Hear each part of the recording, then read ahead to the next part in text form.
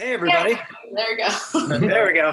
Hey, my name's Todd Porter. I'm on the board of supervisors for the Guild of Music, and wanted to welcome everyone to our panel, our fall fundraising panel, and of course this one is on trailers. I'm actually really excited today because I'm sure, like many of you, movie trailers were a giant influence and became a giant part of why I got into music supervision. And they still continue to be an influence on my particular role in music supervision, which is more in the advertising and marketing for brands. But certainly I'm excited to hear from all of our panelists today. Want to take care of a little bit of Guild business before I pass things over to Kelsey. First of all, of course, I want to thank our sponsors for today. We've got Push Your Music and Brand X Music as our sponsors. And also I wanted to, reach out and let everyone know who's watching the panel today that you can be a part of the Guild as well. You can join the Guild of Music Supervisors. We'll put a link in the chat for you guys to check out the benefits of being a member and being part of the organization. We'd love for you to consider becoming a member. Also, we have a bunch of panels coming up. We've got the Mondo Conference next Thursday. We've got a Take 6 happy hour on Friday the 23rd. And that's about it for me. So I wanted to introduce Kelsey Mitchell and hand it over to you, Kelsey. And thanks, everybody. Have a great time.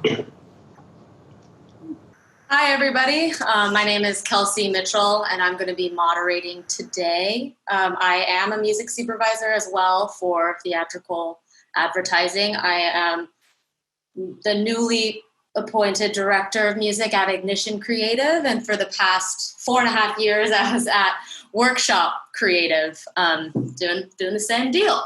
So with that, a good place to start with, let's have Tom. Can you go ahead and introduce yourself? Sure. I'm Tom Gire, and I'm a composer and piano player and owner of Brand X Music with my business partner of 23 years, John Sponsler. And we started out as film composers, but John had an opportunity at a trailer house called Excommunicate at the time to do some custom scoring for some trailers, and that led to some other opportunities. And he brought me on board to do the first teaser for The Matrix in '99. So that's how long we've been doing it. Brand X has been in business for about 17 years, and we left doing film and television and working for Zimmer and those guys, and have been doing library music and absolutely love what we do. Awesome, thank you. Let's also go ahead and do the other composers while we're on this page. Liam, do you want to go ahead and take it off? Yeah, sure. My name's Liam Westbrook. I'm one half of Superhuman. I'm a composer, producer, and songwriter. We're rep by Push Your Music here in LA, and I've got my own studio in Venice Beach, Los Angeles, and really pleased to be here today and talk about trailers and stuff. Thank you. Awesome. Then Robin, go ahead. Hi, I'm Robin Stout. I'm the other half of Superhuman, and I'm in the UK, so it's late for me here. And here in my studio here, working with Liam, who I've probably been making music with for the last 20 years since we were kids. So really pleased to be here. Awesome, thank you. We got a lot of Superhuman fans in the chat right now, standing hard. So let's jump to Sanaz. You want to introduce yourself? Hi, I am Sanaz Lavaedian. I am the VP of Music at Mocean, which is a trailer house in Los Angeles. And nice to see everyone. And I'm a Superhuman fan too. Good. Let's go ahead and jump to Brian. Hello, I'm Brian Murphy. I am the head of music and music supervisor over at Bond. We are an entertainment advertising company. We specialize in not only movie trailers, but video game trailers and streaming trailers and movie posters. And I too love Superhuman. Thanks, guys. This is a Superhuman fan meeting. It's just not a I'm panel. Tom Gire. I own Brand X, and I too. Okay, let's finish it up with Lana. Nobody's a bigger Superhuman fan than I am. I'm Lana. It's funny that I'm a part of this panel, and I'm really excited that the Guild has allowed me to be on it, considering it's how we're talking about the effects of like the pandemic on the trailer industry. And as of last week, I unfortunately was laid off from my position as a music supervisor at Wildcard. So I'm currently independent, but super excited to be a part of this and lucky to be among such, treasured humans. So. Okay, thank you. So that is everybody. So let's dive in. I think the best thing that we could do is have the supervisors explain what we do and how it's different from other types of music supervisors, because there is quite a large difference, and then have the composers do the same thing. So is there any supervisor that wants to take on that question? I don't mind answering that. I came from a film and TV background. I worked with a really wonderful music supervisor who basically taught me everything I know before I got into trailers. And when I got into trailers, it made me realize like what a different world it is. Just because you're working with such a different kind of media, you are basically marketing a film or a TV show within a minute to 2.5 minutes, whether it's a teaser or a trailer. We get to work with really big budgets, which is pretty great. I think working in trailers, marketing departments of studios will put much more money into music in a trailer than, oftentimes in the entire film, which I like to play around with. And I think we get to be very conceptual in terms of taking a song that might already exist or revising a song that, a Superhuman or, a Brand X would make just to kind of fit our trailer. I mean, it's just a different world. We are basically advertising, and we're trying our best to market the product as best as we can. And we get to do a lot of really cool conceptual collaborative stuff with music and with composers, etc. Awesome. Yeah. Advertising, but our product is a piece of entertainment. And I think that sometimes people think that we also market products. If I could actually just add to that real quick, I think a lot of people sometimes see trailers and they're, seeing this visual piece that looks really exciting and unique, and then they go in and then they see the film, and sometimes they're disappointed with feeling like maybe the trailer perhaps oversold the film or something like that. And I think the key thing to remember about, trailer supervision or trailer editing for that matter is that we are in the business of marketing whatever it is.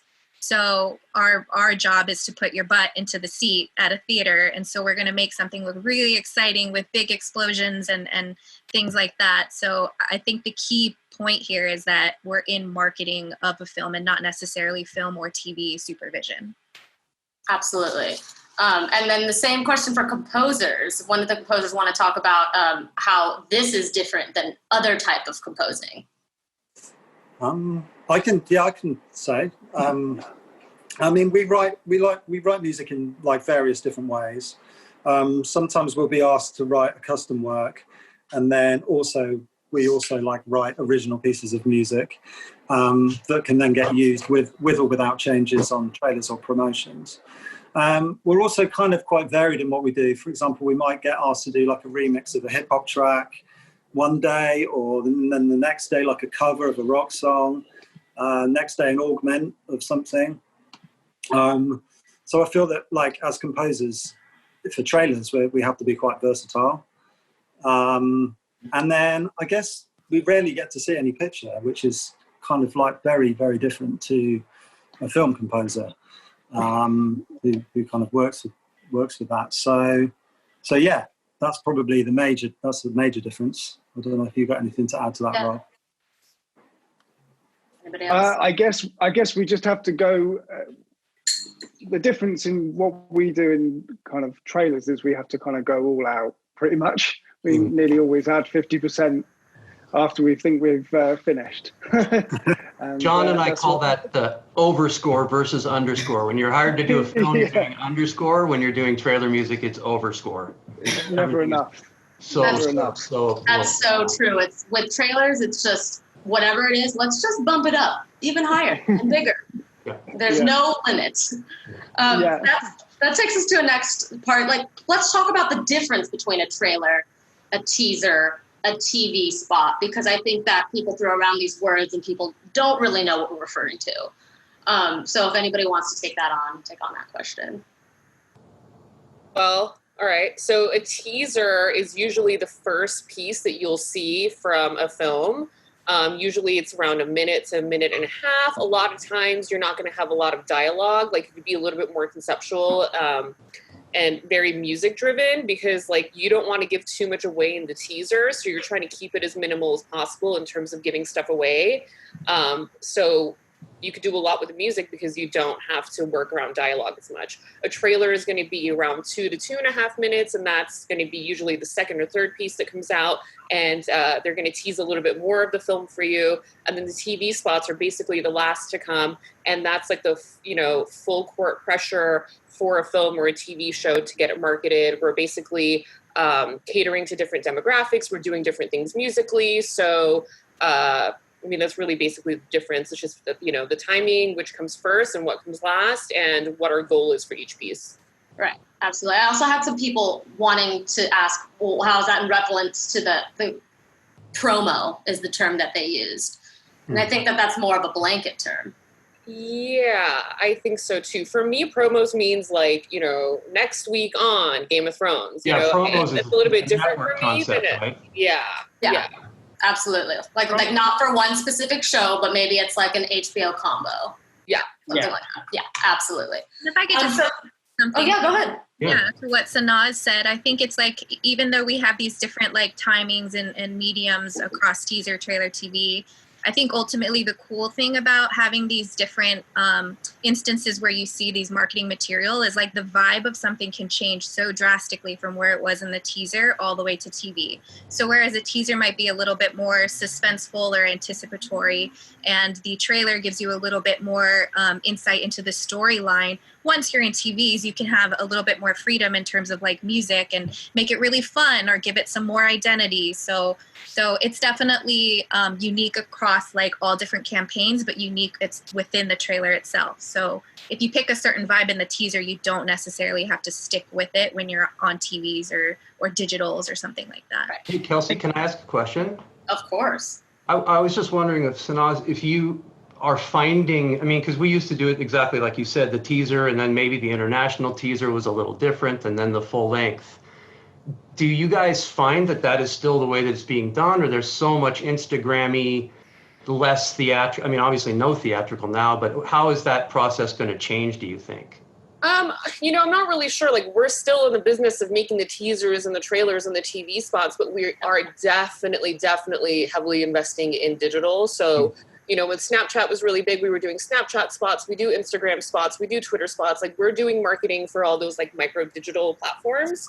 And I think that it's just going to expand. Like, I don't necessarily think that, teasers are going to go away unless COVID doesn't go away. And then like, we just never go back to theaters, which I really, God forbid, happens. But like, as of now, I think that teasers are still such an integral part of marketing a film, especially. I think it's different when it comes to TV or, streaming. But I think theatrically, definitely still into the teasers and trailers. And is your shop diversifying into making additional content that the filmmakers would use that lays outside of the like shots of the movie, where you're sending? I'm not allowed to talk about that. I wasn't sure. Some are and some aren't. I'm seeing that more very much in like the broadcast TV streaming world, more than the theatrical world. But that's really just because theatrical has been on hold for the last 7 months. So I'm really curious what's going to happen once it starts. Production picks back up, and once we get the green light to start working on a lot of theatrical stuff again. All of the major movies that I was working on this year have been pushed to 2021 or 2022. So that's going to be really interesting to see how that works out. Yeah. I'm just curious to see what the future holds for. I'm just asking from a library licensing perspective, because there's so much reinvention being done. How does music then move to really help you guys do all of these things in the new way, Doing this? Gotta mute that person. I thought someone else was going to chime in. Well, let's jump to the next question and talk about how our industry has changed in the past 7 months and what the differences are for us as supervisors and how we're doing our roles. Let's get Brian in there. It's definitely different. The theatrical stuff, like Sanaz has said, has definitely stopped down. But, Tom, you were asking more about what the studios are going to do and how that can help us a little bit. I think the studios were trying to actually get ahead of that. 2 years ago, we did a little Joker piece that was just like a character reveal. And I think some of the studios are going to start doing that to keep people excited.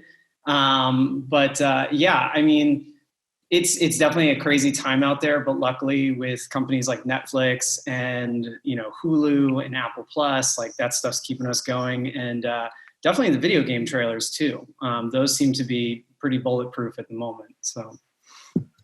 And I want to say, I think that at Mocean, we started out in theatrical and that was our bread and butter for a very long time. And it still kind of is. But in the last few years, we have grown our TV streaming department to, just massive proportions. And I feel like, especially with theaters closing down, a lot of the smaller films are being distributed via Netflix, Amazon, Hulu, or whatever. So we're still super busy in terms of marketing stuff that's being shown on those TV streaming platforms. But it's kind of different. The budgets are different. The end results are always different. We're just as busy. I'm sorry? The turnarounds. Their turnaround. Yeah.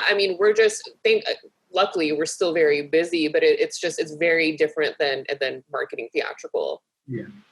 And I definitely want to add to that by saying, don't sleep on digital, because digital is something that a lot of companies are relying on as well right now to kind of get us through this hump. And, in my experience at Wildcard, and I was at Aspect prior to Wildcard, which is another trailer shop, the digital department has grown a lot. And even so much so that Wildcard has an arm specifically dedicated to digital, and they're coming up with really creative ways to engage the audience, whether it be TikTok dances or Instagram filters or something like that. Just recently, and this is already out there, so I'm happy to discuss it, but for the Hellstrom campaign, which is a Hulu show coming up, they did some sort of interactions with the actors where you can sign up for these sweepstakes or something like that and potentially join a Zoom with the actors. So there's a lot of change happening in terms of the types of projects that are getting busier and busier, like streaming, but definitely don't sleep on digital because it's going to be huge. It's true. Yeah, that brings us to our next point, is that how has our role and our jobs and trailers in general responded to the surgence of streaming platforms that are making their own content? And we're not just talking TV shows, we're talking original films from Apple TV Plus, Netflix, Amazon, Hulu. These lines are being blurred between what's digital, what's TV show, and what's traditional theatrical. So let's talk a little bit about that and how things have changed with us and within our companies. If anybody wants to take that on. I can definitely start. I think just overall with what Sanaz said, films kind of being pushed, and, a lot of the trailers that I was working on, they're on an indefinite hold. And so the thing that's kind of been keeping us afloat, or and I say us, but you know what I mean, is definitely streaming. And the more, there's just so much content out there between Netflix and Amazon and Hulu. There's a lot of work to be passed around. And even a lot of the, what Sanaz said earlier about the smaller films and stuff going to these streaming platforms has just given us a lot of work. And I foresee now with Peacock and Paramount and other HBO Max and things like that, they're just popping up everywhere. So I think that moving forward, there's going to be, on top of trailers, just a lot more work, and therefore the landscape of trailers is eventually going to change, and hopefully in the next few months so I can get a job, but And does anybody want to talk about how that may change our music needs as music supervisors? I think it's going to add to the music needs. I mean, we already have different ones that vary from project to project, but I think there's almost actually going to be more opportunities to be creative and take more chances, because kind of like we were discussing before, and Lana made a great point, you know, when we market trailers and teasers, we're trying to sell a seat, we're trying to sell an experience, so we need to get you in there. But, you know, with streaming evolving the way it is, it's able to take more chances because you're already at home. It's at your fingertips. So in 15 seconds, we can show you something really rad that's sound design and different, or we could put a pop song in there. And it's just, the music needs, I think, are definitely going to keep going and actually are going to expand themselves to be, you know, a little more diversified too, and give more opportunity to different ideas that maybe you didn't get to do in, you know, certain trailers or certain teasers. Right, because they're with a large studio and you're working on it for 2 years. Yeah, exactly. Are you guys at Superhuman? I mean, you guys are very diversified. Are you finding that at Brand X anyway, we've tried to serve as streaming and, you know, trying to be in these emerging departments at all of these shops, but we're also finding that because we're not able to write the epic music because there isn't the exciting Hollywood summer blockbuster really, and that kind of music isn't sticking so much, but people still like to listen to it. Have you guys offset any of the missing trailer stuff onto actually just having your music be a public consumption rather than always lock the picture? It's something. Go on. It's something that we're trying to kind of do that in terms of releasing music and writing EPs. So we've done a lot of work with singers and other songwriters as well. So we're trying to kind of merge the whole thing together. Really, that's it's definitely been on our minds more this year because we kind of seen what's happening. So, well, and we've seen too that you know, just as we're talking about streaming platforms, Netflix and such, you know, we're talking about Spotify and listening platforms and YouTube plays and such. And so spreading out from a musical standpoint that way has been very beneficial too. And then sometimes, hey, I heard this song in this context and now I want it for advertising, and you can actually wag the dog by the tail in a certain way, you know? Yeah. Sure. So I don't know if anybody's thinking like that. It's been very confusing for us. We released what we would consider a normal family adventure album that would be perfect for all of the normal movies that would normally be coming. And we did it right in the middle of COVID.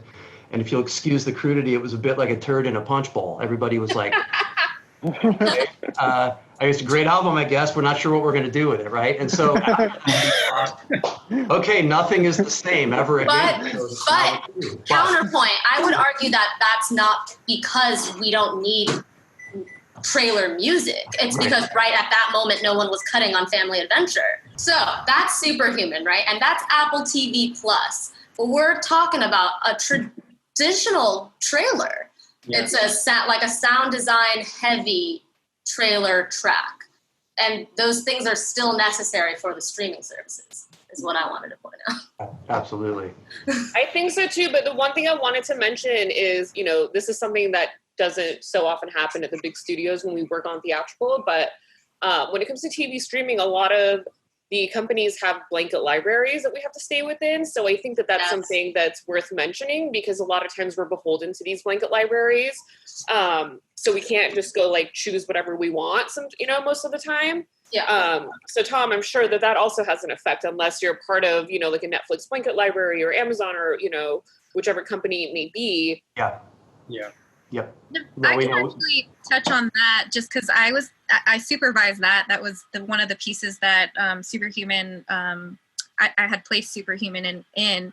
And for this particular brief, it was very much, we want something that's very epic, trailer, huge, elevated, something that would fit for the kind of seriousness and epicness that is Apple. So right, and was the supplemental sound design was probably in the blankets. Exactly. So we're going to license whatever we got a license to make this trailer work. Absolutely. And I wanted to kind of mention this earlier when you had talked about the effects of like trailer music with the pandemic and the effects on trailer music, is that budgets have completely also been slashed as well. So like Sanaz said, a lot of these streaming services are asking that we stick to approved library and sound design and things like that. But also in terms of customs, like I want to say like demo fees, kill fees, they've been slashed, if not even something that is currently available. And so even on the studio side, I think they're feeling the effects of, licensing music for something as huge as this, but at like a lower cost because of where we currently are in this pandemic. I don't know if I would speak for all studios and companies in that sense. Definitely. Like, I'm still giving kill fees and demo fees, and I think it does just vary between company to company, studio to studio, project to project. Absolutely. I wouldn't blanket that statement. Agreed.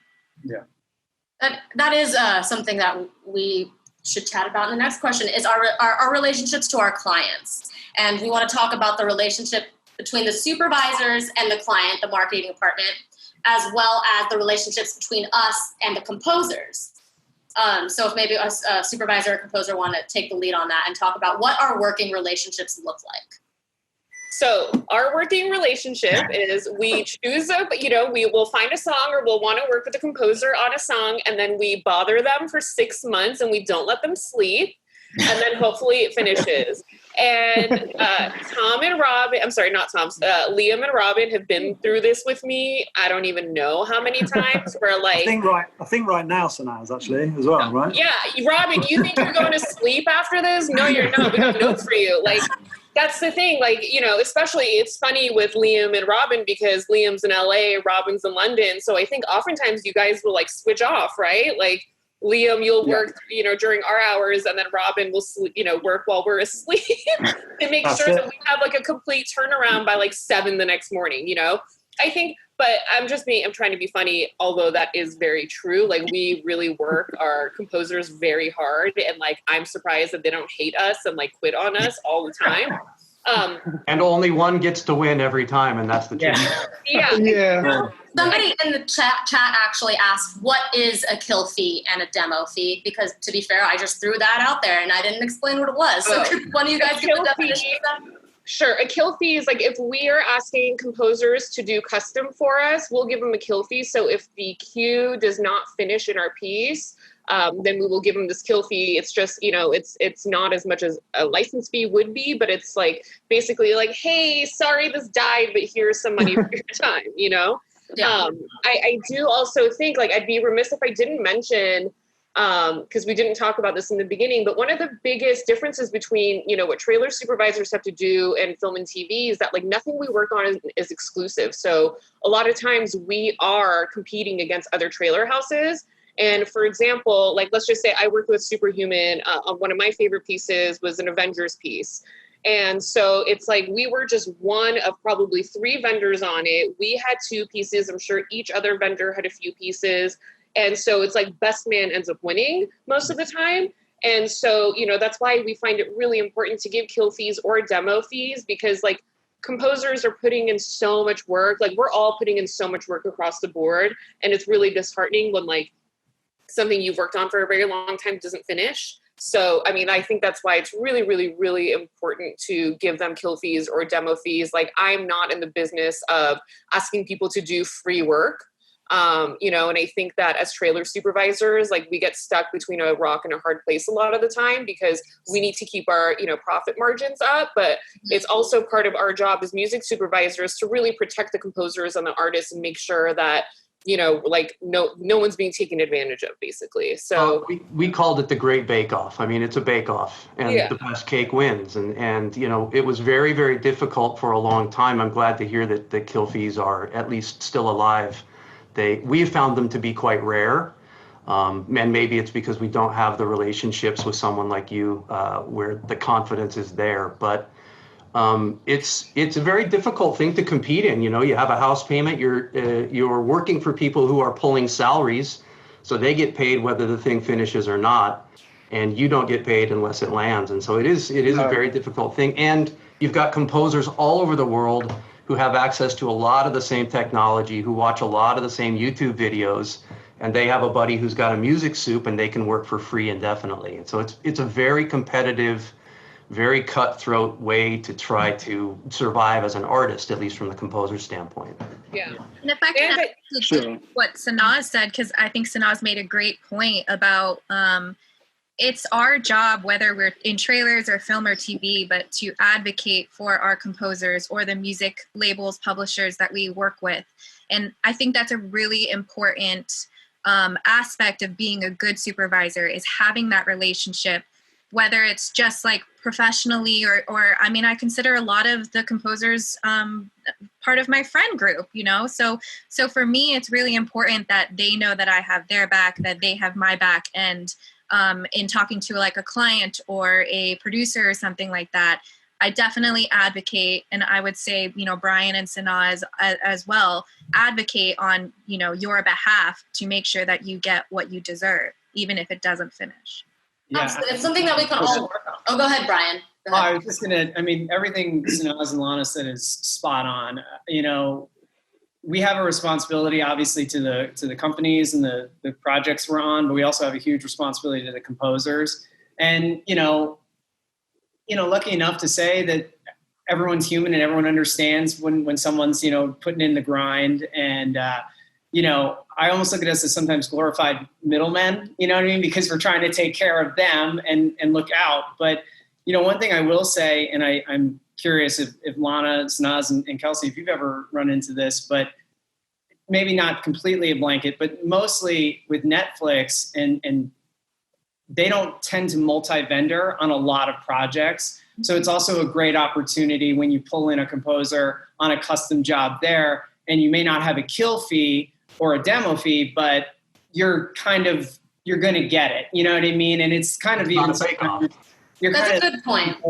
You're in the same boat with video game trailers too. I mean, in my experience, you know, there's definitely been that great give and take too, where it's like, oh man, I'm sorry I couldn't get you on that one, but you know, you were the first one that came to my mind for this, and I know it's a guaranteed, like, you know, money in the bank. We're going to get you taken care of, and it usually works out. So I think there's definitely give and take there. And the one thing that I want to mention about that is like, and I sillily call it the ladder of death, but you know, nothing is ever promised in our industry. And even though you might be the only vendor on it could literally die at any moment. So if you think about it in terms of like this ladder, you have to get past like the supervisor, the initial editor, and then the editor has to take it to their producer, who then takes it to the creative director, who goes to client, filmmakers, directors. So at any level, it's never a sure thing, as much as you want it to be. So I another thing I'm sure that most supervisors do is like, we don't really give you guys any hope until actually out. Well, I will say something. Until it's literally out. Like, there have been times where, like, I mean, there have been a few. I've been working in Mocean for 10 years now, so it's a good amount of time. And there have been at least a handful of times where, like, a trailer has finished, we have mixed that motherfucker, and, like, next thing we know, the client's back and is like, we're gonna unlock this and we want all new music. Like, yeah, like it's like the director's sister-in-law like hates the back end. Somebody saw it and they hate it and they made a comment. Oh yeah. Or like the client's, 6-year-old kid did not recognize the song. So it's we are beholden to our clients and, the chain of command. And then, a lot of times, especially with the theatrical stuff, like they'll go and focus group it in the, middle of nowhere. And if it's like, if one person's like, I don't like that music, it's like back to the fucking drawing board for us. You had to change an entire pirate score because of a focus group. I mean, it happens all over. But what I did want to add is, being in this a long time, people like you, editors and music soups, they see the composers getting hurt. They understand what it is, and they save it for a TV spot, right? You guys find a way to save us. Yeah.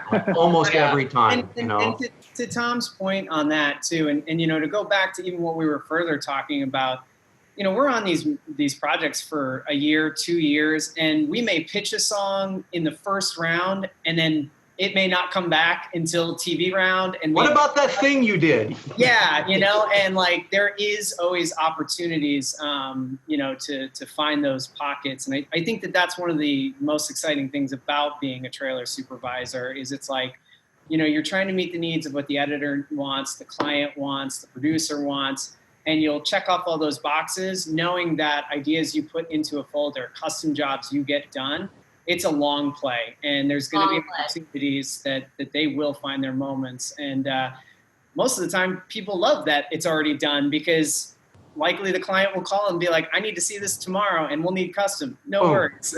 At workshop, I got just the thing. Yeah. So do at you workshop, guys, we placed and finished customs that were done 4 years prior for an entirely different project and something else. guys, that Star Wars thing that we started with was written for the middle one, not for the last one. We need custom versions of all of the different Williams themes, and that sucker sat in a folder for a year and a half and got yanked out and put in we need the emotional 60, tie it together. Hey, we got the perfect piece. And so it is the memory of you guys and remembering the work that's done. And that's, so to ask, now that there's not sort of the TV spot where it's the emotional, the sweeping, the epic, the dramatic, the one for teens, and everybody can have a little bite because it's so, as you said, Sanaz, everyone is very compartmentalized, right? That's been the consolation round for all of the custom composers. Has that gone away? Yeah. If any of the supervisors want to answer that.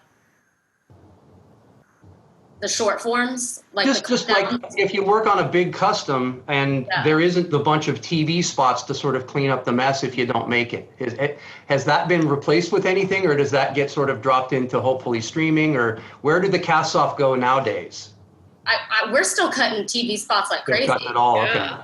Okay. I just don't know that they're being aired on traditional TV. I think they're being aired in like Hulu commercials. We just call them TV spots. It's destination, different product, the same. Yes. I think something is like, and I think Brian mentioned this, just because something's cast off for this doesn't mean that it's not going to come around somewhere else. And like, I actually kind of have a funny story to tell, but when I was at Aspect, there was a song that I loved that I literally pitched all the time, to the point where the editors were like, if I see this song one more time in a poll, like, I'm going to kick your ass. And then I went over to Wildcard and I pitched the song, and then it finished. So it's like nothing is ever cast out. Nothing is ever like completely lost. It comes back around. If it's a good track, it'll find a home. Your worst idea will be someone's hero someday. Yeah. It is. That is so good to hear, though. Somebody's treasure. That's really good to hear. Sanaz, do you want to break down what made up that trailer, since it was more than one piece of music? But it wasn't. It wasn't? It was just one piece, yeah. Okay. It is like an open structure, like where it has an open. Yeah. Yes, it definitely, I mean, it's the structure of the trailer is like your typical 3-act in a way. I don't think the last act ever gets like big and ballsy like a lot of our live action stuff does, which is like what I mostly work on when it comes to theatrical stuff. But basically, this was just like, one of those things where I was talking to my creative director. He had done Murder on the Orient Express at his previous company, Wildcard, and so when he came to Mocean, he brought this in. We just had a conversation of like, okay, like, what are you looking for? And he wanted a song that was lyrically very relevant and that also wasn't a cover, but was still recognizable. And so, Policy of Truth was just like one of the ones that really fit the mold of this film. And so we got stems from the label. And then I work with a composing group called Blitz Berlin out of Canada pretty often. And they basically took the song and they stripped it down and they made it like pretty minimal and tense, and it just like got kind of big in like certain areas, but like we didn't want this to be like a huge bombastic trailer, because it's not like the film is not that. So we just wanted the music to kind of represent like the tense kind of sexy nature of the film. And so like what you hear in the beginning is like basically just like a really deconstructed version of the instrumental, where like then you start to hear like guitar riff kind of come in, but like we're slowly teasing it and then working towards the lyric. And basically, I mean, that's something that I think that a lot of trailer supervisors are doing. The last few years, we've seen the shift from covers into actually taking original cues and trailerizing those. And I think that we're also living in a world now where artists are very open to trailer placements and just placements in general, because it's money. And they give us stems, and like we're able to do a lot with those stems. and we get to be super creative and collaborative. And that was, the final product. Was Christina Benson actually asked a good question. Wasn't Policy of Truth recorded to tape? So did they have to go in and digitize it? I don't recall. And I honestly, I don't, this was, I don't know. We started this way before COVID, and I don't remember if we actually got stems or we had to figure out a way to isolate the vocals, but I don't know, we did somehow. It happened. But there are a lot of labels that are like I don't want to say that they're remastering a lot of their songs. So like you can get stems to Frank Sinatra Q right now, like a lot of the labels digitize their archives. I have stems to Ain't No Mountain High Enough by Tammy Terrell and Marvin Gaye. Like 5 years ago, that was unthinkable, right?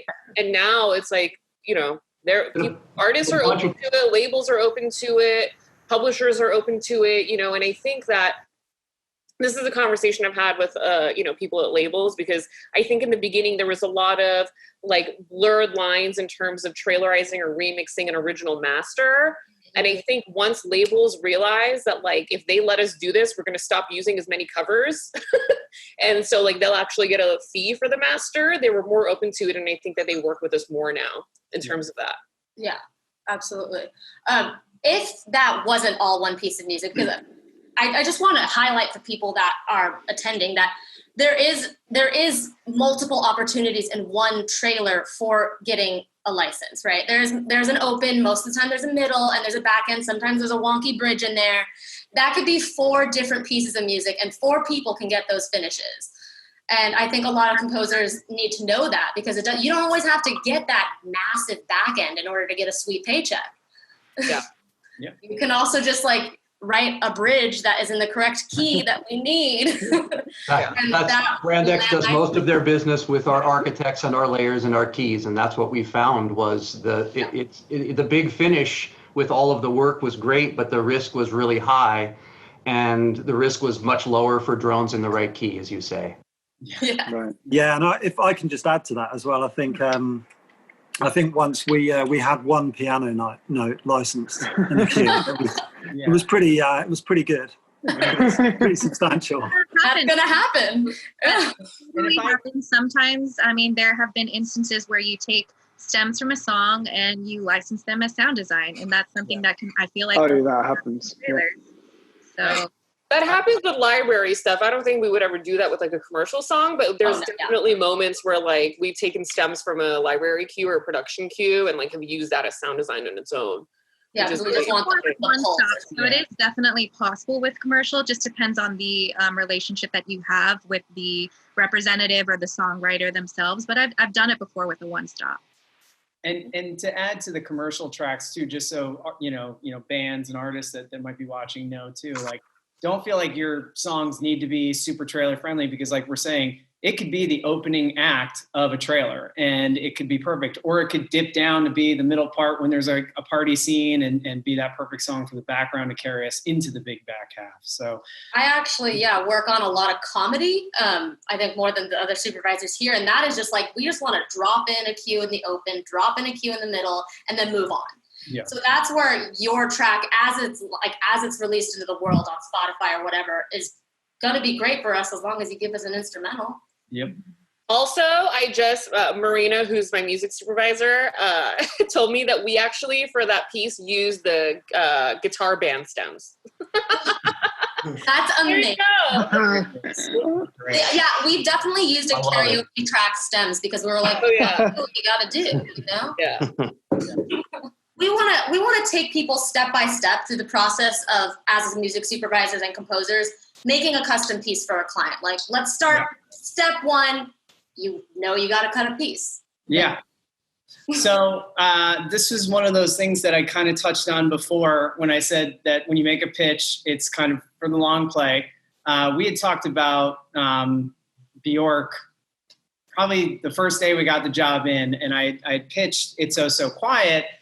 And, at that time, the campaign hadn't been defined yet. It really didn't know where it wanted to go. And, it was a year-long process. And let me tell you, there was a lot of trailers we did, a lot of different sounds, a lot of different songs. And eventually we just said, you know what? let's just do the Bjork song. Let's just see, like, what do we have to lose at this point? You know what I mean? Like, and it worked out beautifully. But fun fact, that's not Bjork. So she didn't approve the sync. And, you know, we had gotten wind pretty early on from Sorab at Warner Brothers that she was kind of tough on that license a little bit. So, you know, but the client had approved, the filmmaker had approved, I believe Margot Robbie even approved and like loved what we were doing. So it was a mad dash to find other versions of the song. And we found the original Betty Hutton version. We had this Lucy Woodward version, which is famous for the Ice Princess soundtrack, which I always get a kick out of. But what's really interesting about that one is, yes, you're right. We needed custom work done to it. And Pusher had done one of their catch-ups, and they actually had already a custom job of the Betty Hutton version. Now, between Betty, Lucy, and Bjork, the songs are the same. You know, they don't try to do different things. They don't try to switch it up. So you could apply any custom work that you got with some fine-tuning to those songs. And we did exactly that. And we got the stems. And then once the bed was in, we gave it back to Pusher and asked them to just like kind of make it more cohesive and be in the same key and work and, you know, fit the tone. And we presented the Betty version and we presented the Lucy version. And Lucy just was so close to Bjork that it was like, let's do that. And that was kind of one of the smoother custom jobs. But it was funny. We were on a company trip because that was all around in the holidays in December. And I remember being in Vegas with my laptop, my two editor producers, our creative director sitting in the room and going over some more custom details to give to Pusher. I think Totem was even involved too, and sending it off. And I think that Monday morning we had everything ready to go, and it finished like a week later. We love a fun fact. Yeah. Robin and Liam, do you guys maybe want to talk about the process for you as composers, your process with doing something custom? Like step 1 to 2, 3, and 4? Sure. So we normally just receive a brief from Pusher, who will have talked to the music supervisors, and it will be like a really in-depth brief. And that's kind of where we start, and then Liam and I will probably have a chat about it, and then if we kind of know what we got a good idea of what we're going to do, we'll kind of get on with it, or we will kind of have another call with Pusher, and then sometimes we will get on a call with the supervisors if there's something kind of that we're not kind of clear on, or there's something that they want to get across. But normally we start with a really like well-written brief, basically, and then move on from there. And the clients and the composers never speak to each other, and that is the key. We did. I think we did get a note from J.J. Abrams once on Star Trek. It was a good one. It made sense. It was really good. So I think what's incredible about the composers is that they rarely see a lick of footage too. So, I don't know if Brian, in this particular case, did you send footage over? We didn't. What we did was we just shared the audio bed, and we made notes exactly like on the timeline where they could do it, which we found has helped a lot. That's how we've been working as well. You get a blackboard with the timeline and just hit the visual cards. Exactly, and it kind of shows you where, and then like, you know, we'll pinpoint via email, like maybe like from 1:54 to like 2 minutes, like, you know, this is where we need the horns to go up a couple, you know, and you know, whoever came up with that was really, really a good idea for a composer to be able to have that. Yeah. And that usually happens a little bit later after like the first or second revision, but usually the first custom is zero footage, zero anything. It's just words on an email that you have to somewhat figure out how to creatively build something to. So kudos to you guys and every other composer that's out here who can do that, because that is not a talent that I have. It's nice though, as a composer, when you hear from Brian, you know, you're being invited to something that they believe you are capable of. And it's not just I'm sending this to everyone I know that owns a keyboard, right? Yeah. And so for a composer to have that trust from someone to say, I'm looking for what you do, it might not end up being the right thing for this, but I'm coming to you, that feels amazing as a creative. So we really appreciate that too. Of course. Yeah.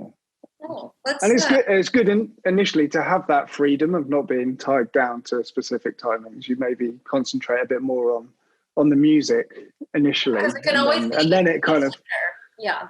Yeah. Absolutely. So, okay, let's move on a little bit. And I also wanted to tell the audience, if you guys have any questions, we'll have a bit of time at the very end for audience questions, should you have any. So drop those in the chat if you do. Okay, next question. Let's discuss past, current, and future trends. Everybody always asks this question. The past trend, and which will be of ever trend, is, dark covers. Current trends of sound design beds. What do we feel like is next?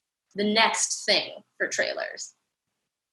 I don't know what's next for trailers, but I know what I want to be next for me and for Mocean. I think that with technology at our hands and just the fact that artists and composers are so willing to work, have their music licensed in trailers now, I just want to push the envelope and just go a little bit more left of center and be a little bit more non-traditional.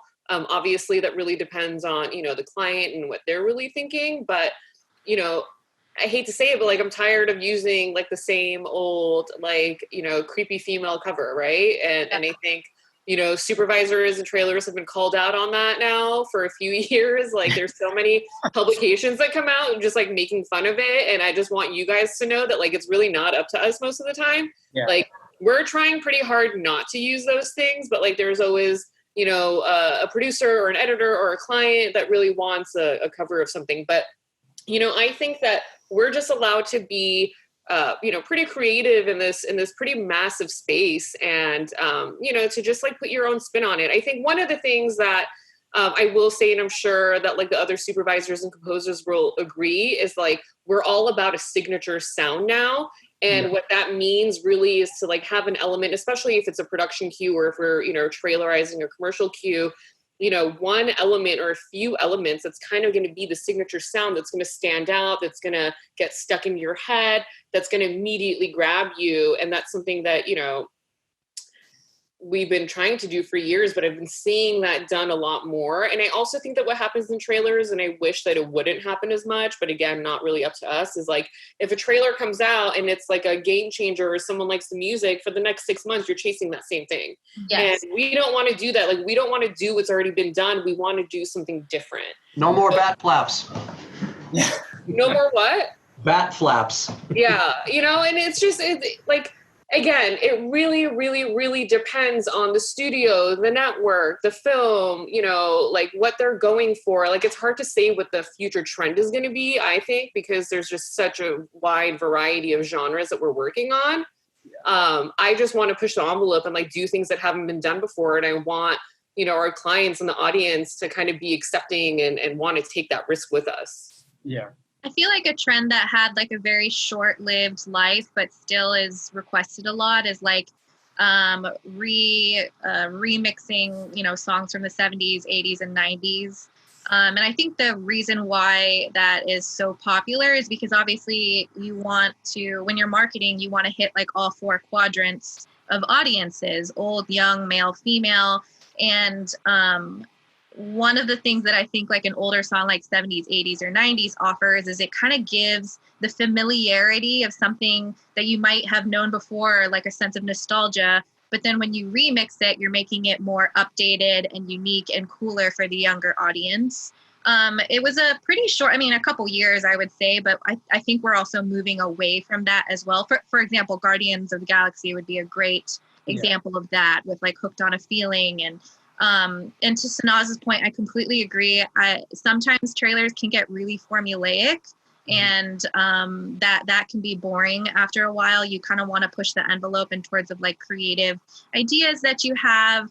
And I'm going to talk about this later when my piece comes up. But one thing that I think could be really cool is more original stuff, like more use of original songs and not covers and new music that's out there that's really exciting, like with signature sounds that you might have not thought to use before. Like, I think I watched a YouTube video of a sound designer who had saran wrap a watermelon or something like that and banged it, used it as a drum, and it was like the most cool thing I had ever heard. So placing something like that would be obviously like a highlight. So Robin and Liam, can I ask you guys, do you find yourselves being called to be technologists more than composers these days? I mean, it sounds like it has very little to do with chords and counterpoint and very much to do with knowing how to F things up using your plugins. Yeah, well, there's more of that. We certainly tried to do a lot more kind of in terms of the sonic kind of. I mean, it's what you guys are known for anyway, but it seems like there's a huge push to have that skill set versus any sort of traditional music compositional skills in what I've heard and seen today. Sure. Yeah, I guess we try to kind of mix it up and still get kind of theme and music in there when it's necessary, but also sometimes that's just not what's needed. It needs to just sound right. So an upcoming composer that wants to be a trailer composer shouldn't really be listening to epic trailer music and choirs. They should be learning how to pitch vocals and work with stems, it sounds like. As I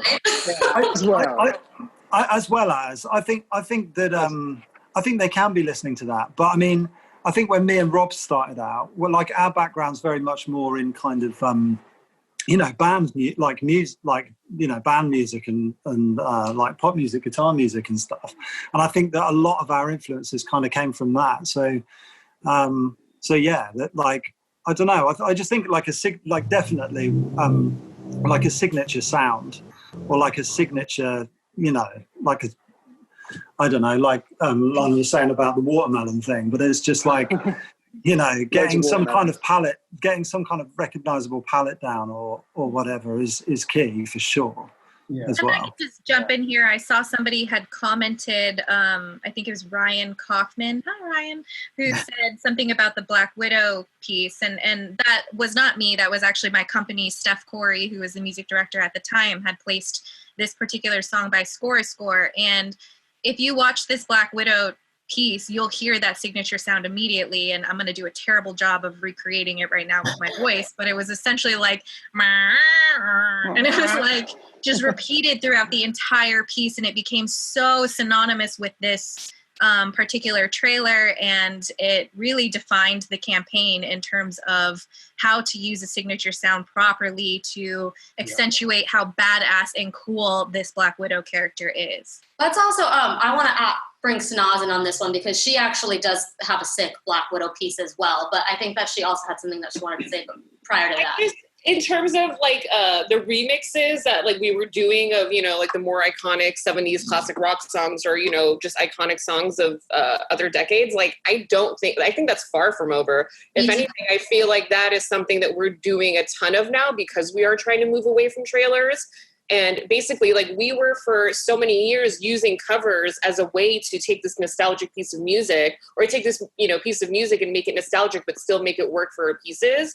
And now that we can actually manipulate the masters and overlay the masters, like why not do that now? And, that's basically why we're doing that now. Like, I don't think that trend is going to be going anywhere anytime soon because I feel like if you do watch a lot of trailers, like you'll see that almost any commercial song that is being used in a big trailer is remixed or trailerized in one way or another. And I do think that we have shifted away from covers for the most part. And then in terms of using like original music or like the more indie artists, that's where the TV streaming projects come in, or the more like A24, more like indie studios come in because they don't have the massive budgets to work with because there is like Netflix has so much content. They're not going to pay $1 million for a song for every one of their campaigns. So that is when we are allowed to actually go and find artists or original pieces of music that will fit within our budget and still work for the trailer. Like, I don't think it has to be one or the other. But I guess I was just caught off guard by like Lana saying that the remixes is like, almost done, because I feel like we're doing more of that than ever at this point. Like, I'm not the sure. remixes are just getting better.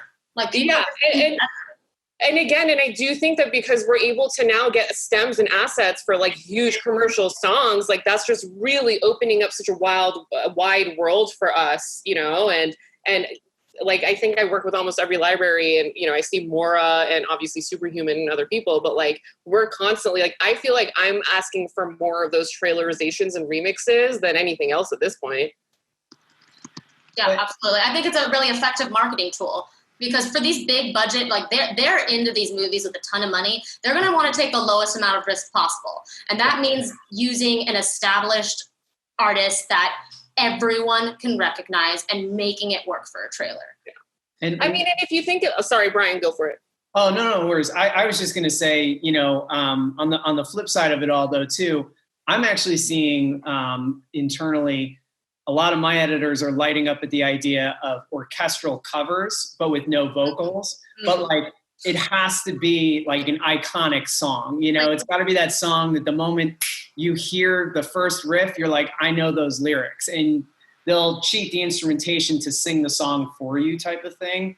So I think that just in general, too, that the covers they'll always be a thing, because Sanaz made a great point earlier too, where, you know, it varies from project to project. I think the remixes are a huge thing too. And, you know, I think every client, you know, wants their, you know, kind of hand in it too. And I mean that in a good way. So like, you know, they will kind of throw out ideas. They may have certain suggestions or requests, and, you know, we go from there and help those ideas get across the finish line and evolve from there. And then one thing I'll also say about, you know, the trends, simply just break the rules. I mean, break the formula, do your thing. You know, we worked on this great campaign for HBO late last year, early this year, called The Third Day. And, you know, I had pitched this totem cue called Survey. And I remember putting it in there thinking like, this isn't horror, it's not thriller, it's that perfect neutral cue, and it's just a ba, ba, ba, and it goes from there and slowly evolves. And we didn't get custom done on it. We just cut it as is, and it finished. So I would think if you go with that mentality of just breaking the formula and having fun yourself, like, trust us music supervisors, we will hear it and we'll light up at it. We're going to want to take those chances with you. Yeah. And if I could just clarify what Sanaz mentioned, I didn't mean that it was ending. I just meant it started like a few years ago. This trend it just really became very apparent with Guardians of the Galaxy, and that my hope was that we could start moving into original music, but I did not mean that it was going away. Let's go ahead and actually show our last clip that we have for today. It's the Ad Astra trailer. I was gonna. Okay. Oh. That's okay. Oh, I was just gonna actually, if I could talk first so that you could pick out the things that I wanted to point out, audibly. The cool thing about this piece is, and it's something I'm extremely proud of, it was really difficult to get this boulder up this hill, so I'm really happy that it is officially out there, but we worked on this Ad Astra campaign, and the really cool thing about this is we had custom music created by Blood Orange for this piece, and we worked with, the studio who received sounds directly from NASA so that we could incorporate these sounds within our custom. So when you're watching this piece and you hear some unique audible sound design, it could be the rings of Saturn hitting each other. It could be what it's like to hear a star explode. There's definitely the original countdown from the Houston NASA, the landing on the moon. So definitely keep your ears open for some unique sounds that are directly pulled from space provided by NASA. Would you say that that's your favorite piece that you've worked on, Lana? It was one of the ones where I had a lot more creative ability to take risks. I think the client was really open to the idea And then the producer that was on it was just very trustworthy of the department and myself to get the music to where it needed to be. And I think this was actually just a V2, which is a version 2. There weren't that very many revisions with this. And I think in terms of the brief, it was just like, have at it. This is the idea. Visually, we're going for something called the endless void, which is a person's duty to either do what is right in the world or what is right for them. And that kind of, discombobulation that you might have within yourself. So that's what that piece was supposed to visualize with the mirrors and things like that. Brad Pitt is at odds because he wants to appease his father, but he has a wife at home. And so the music was meant to be expressive and emotional. And Dev, who is Blood Orange, was just super awesome. We literally told him about this early, I can't even remember the date now, but he literally popped it out in like 2 weeks. It was finished 3 weeks later. Like this sort of campaign is what I think I live for in our industry, because it allowed me to completely think outside the box, and licensing was actually a piece of cake, and the client was just really up and open for it. So yeah, it's definitely very rewarding when something like this officially gets past the finish line. Absolutely. And let's jump, Brian, you're on the spot. What has been your favorite piece to work on?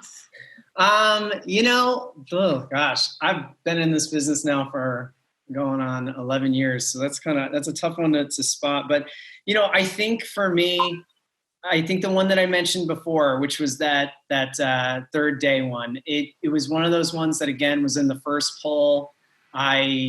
You listen to it, you're like, all right, they're going to want to do something to it. And the client loved it right at the beginning, because the show was really hard to define. And, I love the way Lana said, like, there's certain projects that like you live for, because yes, while trailers can get so marketing driven at times, it's harder to find where you can take risks. But, much like her piece, it took a risk and it paid off and it was great. And I feel like that third day piece that did the same thing, and people went nuts for it. So. Absolutely. Sanaz, do you want to piggyback off of that? Do you have any favorites? I have so many favorites. I feel like being in this for like 10 years, which is obviously not a lot, but like there's so many over the course of the last decade that I love. I think the most recent one though was, sorry, my dogs are just like, they're having at it. If anyone knows the pink dog, they know that this is just like not normal. Anyways, I want to say the Mustang trailer is probably like one of my favorites of the last few years. I love Avalanche by Leonard Cohen. It's probably one of like my top 5 favorite songs of all times. And it was one of those songs that like I pitched for so many projects. We cut it into so many projects and it never finished. And then finally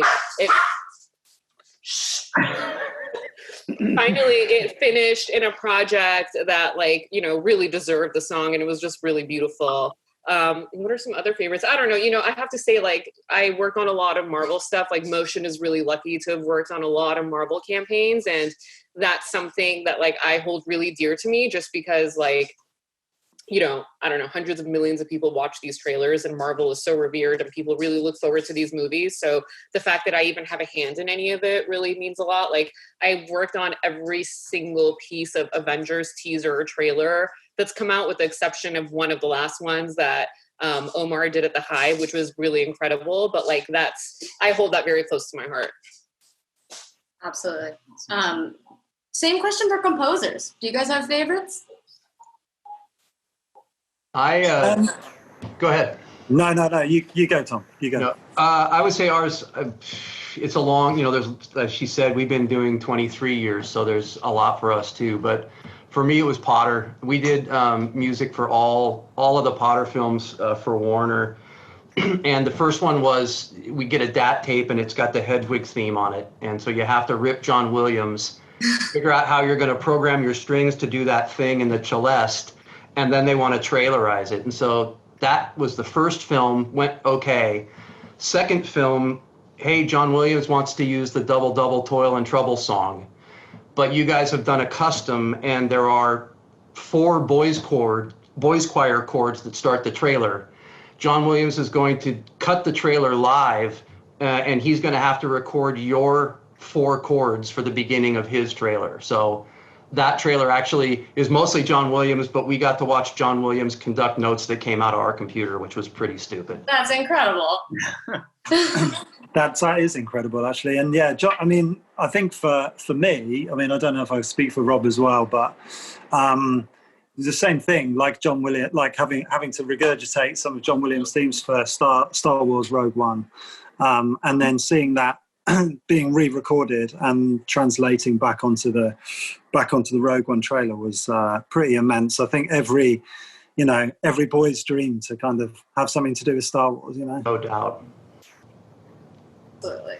Is that the same answer for Robert? I think my favorite would be just the first one that we landed, which was for Battleship, just because it was the first time we got to see it in cinemas, and that was a buzz. Yeah, absolutely.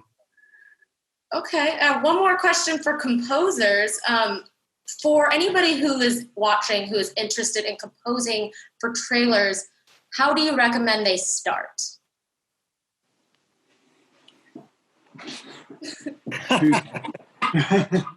Don't start. You said what I was thinking. What's the matter with you? Get out of my brain, man. It's a hard question. But I mean, look, I like the way that we started was we put a bunch of show reels together. This is like 10 years ago or even longer. And then we sent them out to like a bunch of music houses. And then kind of fast forwarding a few years later, we kind of landed a few commercials and stuff. And then Rudy and Jason at Pusher saw a commercial that we did and said, "Hey guys, do you want to pitch for the Dark Knight trailer?" Which we did, and then we didn't get it, but it went. The track went on Battleship. But the fact is that, you know, doing the show reel right back at the beginning, kind of, you know, that led on to us getting kind of trailer work and stuff. But yeah, I don't know. And then I guess another big tip is have a really thick skin, because like we get way more knockbacks than we do trailers, if you know what I mean. Stinks. We call it's baseball, you know. If you have a 300 batting average, you're going to get in the Hall of Fame. That's 3 out of 10. That if we do 3 out of 10, that's a really good trailer guy too. Definitely. Yeah. So you just have to enjoy actually the process of writing and producing and be into what you're doing, and that's the key for us. I think it's like we enjoy it, so that's we do, that keeps and not to give up as well. Can you also be honest and tell them that you guys have many sleepless nights? You guys oftentimes have to miss your kids' birthdays, or like, you know. Maura, who works at Audio Machine, we had one of her composers who recently had a baby take his rigs to the hospital. No. What? No way. She's there. She's nodding. Like, he literally took his equipment to the hospital to do revisions for us. Like, you know, it's something like, as music supervisors, we're always on call. Like, it doesn't matter if it's 2 a.m. on a weeknight or if it's, you know, middle of the day on a weekend. Like, if something needs to happen, it's going to happen. And guess who's going to make it happen? The composer. So it's like, you know, we drive you guys pretty hard. So I'm only 23. So that should let you know. Okay, let's just go 5 minutes over just to answer a couple of questions, if you guys wouldn't mind. I know that Robin probably needs to go to sleep soon. I told you, he's not going to sleep. He has to do both. Have to take it down a half step and turn it up. Okay, so I'm just going to pick a couple questions randomly. Here's one. That's actually interesting. As a remixer, should I work to get the tracks I'm remixing pre-cleared, or is that something that you guys handle later down the line? Later down the line, just because, you know, it really, It's all going to depend on the artist who you're remixing, you know, how precious they are with their music. They're going to have to like the treatment of what we're doing in the trailer. So it's impossible to pre-clear something like that, really, just because, like, you know, if they don't like the violence that's in the footage of the trailer, they're not going to approve it. Also, I mean, what I will say, though, is, like, if you're going to remix a song, you know, or you want to, reach out to someone at the label and just be like, hey, how prone is this artist to approving remixes? How prone are they to denying us? You know, like, I've had a few shit shows happen where, you know, I won't name names, but someone covered a song and the artist was notorious for not approving covers, and like we didn't know that, so we got stuck in a really like shitty place because just a lot of things happen. But it's like, if you're going to cover a song, go to the publisher and ask, hey, like, is this artist cool with clearing covers, etc. Like, especially with the iconic artists. Yeah, so you're not spinning your wheels, really, you know. But I don't think that it's necessary to get it pre-cleared, but like you can just have a conversation of like, is this artist like prone to approving, or are they prone to denying? Yeah, absolutely. And a lot of what we do too, to jump on what Sanaz is saying too, it's, you know, we'll definitely find ourselves in that boat where like we'll have a song in there, or we're on a deadline and an editor or a producer comes in and wants to try a song, and it's just like, can we get this covered or remixed? And, you know, you kind of just have to go, because trailers do move so fast that we ourselves don't always have time to, you know, definitely get stuff pre-cleared. So it's always a risk, no matter what, I think. But Sanaz put it so that we could be worked around it, like when exactly. Exactly, like Sanaz said, like, you know, once the ball's in motion, like maybe feel it out, you know. But over time too, you know, we all have had experiences where we've learned with certain artists, or we've shared stories with each other, like, hey, avoid that one, ain't ever gonna happen, you know. And you know, you just kind of go from there. I will say this. Sorry, go ahead. I just, you know, it'd be remiss if I didn't mention that, like, for the most part, trailer supervisors, and I mean, I think composers, like, we all have a sense of camaraderie amongst us for the most part. Like, we all compete with one another, but like, we all know that we're in the trenches with each other, you know? Like, if I'm at work until midnight on a Wednesday, I know and one of you other fuckers are out, or like at work on a Wednesday too at midnight, you know? Like, it's this thing, and like we all, you know, we exchange horror stories because we've all had horror stories, you know. Like, I think, by the way, panel idea, have a panel of just like where we just tell you all of our horror stories. Oh, the Halloween panel? It's just ghost stories about them. Yeah, exactly. And then, like, you know, about those times where like you literally just get denied on like 4 songs for one trailer because the artists don't like the, you know, the Channing Tatum is in the movie. Like, it's shit that we can tell you is just really phenomenal. But again, I think that we're really lucky that there is a sense of camaraderie amongst us. I think we all, you know, for the most part, look out for each other. And, you know, we know that we're not saving lives. Like, we're not doing open heart surgery. Like, we're putting music in trailers. So, yeah. And Sanaz, what you said, well said, you guys have to have a thick skin as well. I mean, I think that's back to Liam. You know, every time you get rejected, it can be, this sucks. I never want to do this again. What am I doing with my life? And if you allow yourself to go there, this is going to be a really hard thing to do. Yeah. Instead, you have to go, all right. We're all kind of sadists. Yeah, it is. You got to like some pain. There's no doubt. Maura says on the chat, she's like, practice, listen, practice, get your ass kicked, practice, listen, get your ass kicked. I mean, that's just what it is. And if you haven't wanted to quit your job at least 10 times, you're not doing it right. Nope. Yeah. If like one of you don't get an IM from me being like, fuck this, I'm done, then like, you're not doing it right. Yeah. I'm drinking at 1 p.m. Like, oh yeah, things are bad. If any of you have had like daytime lunches with me, you know that we drink. One of the things that I think is like actually pretty, you know, interesting is we're also, as supervisors, facing rejection on a daily basis as well. Yes. Like, we know exactly what you're going through. We've been hurt. Like, there's definitely a lot of feelings that are very similar between, you know, sorry, I also have a dog and he's building himself a fort. But it's harder for you, Lana, because you are friends with the composer and you have to tell this guy or girl, I'm going to break this person's heart with this email right now, and I know it, and it sucks. I can't imagine having to be that guy all the time.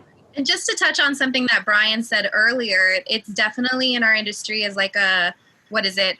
Do it first and then ask for permission later. Yeah. What is that phrase? Yeah. I totally messed that up. But ask for forgiveness, not for permission. Thank you. Yeah. Everything for the most part, especially on a V1, is considered proof of concept until you get to the next level and of the ladder of death that I mentioned earlier. So definitely, we don't always have permission first. We're definitely asking for it after the fact. Yeah. And one thing to say too, it's like you guys are right. We're definitely getting a lot of no's internally. And, one thing I've learned over the years, and Tom, you kind of said this earlier pretty perfectly. If you hang your hat always on just trying for you're always trying to get the big win. You always want to be there, but you know that the odds are pretty slim, but that's okay. Like, the trust is there, and the fact that you were even involved in the project, the fact that the supervisor thought, I'm going to call Brand X, I'm going to call Pusher, is already a victory in itself, because you're already in their minds. And for the supervisors too, and I'm sure you guys agree, internally, when your editor is so excited for an idea, or your producer, and they're willing to, be a part of that process of that song idea, whether it's, a risk or not, that's also where you will get peace, is that kind of trust. So it's trust all around that I think keeps you going, for sure. For sure. And you need to remember that on the last day, right? It's really easy to feel that the very first day.